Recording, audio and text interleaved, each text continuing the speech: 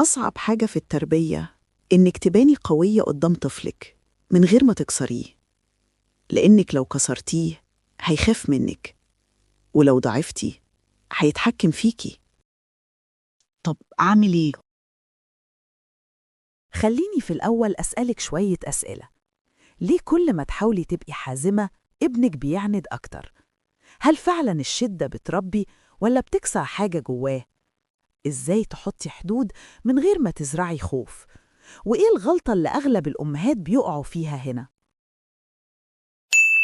القصة حقيقية من عيادات نفسية.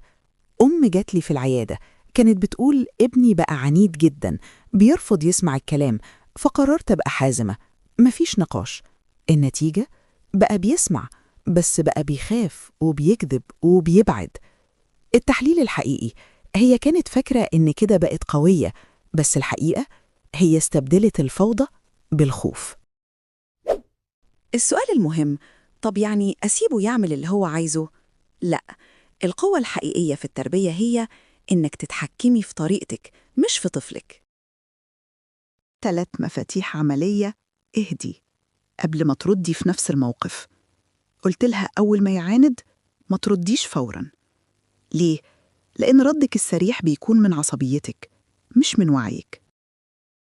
اوصفي، بدل ما تهاجمي، بدل أنت عنيد ومش بتسمع الكلام، قولي أنا شايفة إنك زعلان ومش عايز تعمل ده. لما بتحسسيه إنك فاهمة بيبطل يحاربك.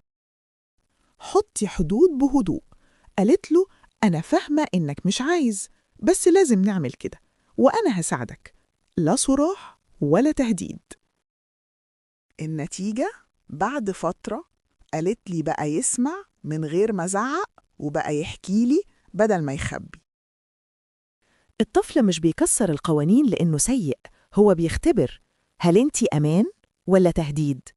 ولو كل مرة استخدمتي القوة علشان تسيطري، هتكسبي الطاعة وتخسري شخصيته. القوة في التربية مش إنك تكسريه علشان يسمع، القوة إنك تخليه يسمع وهو حاسس بالأمان.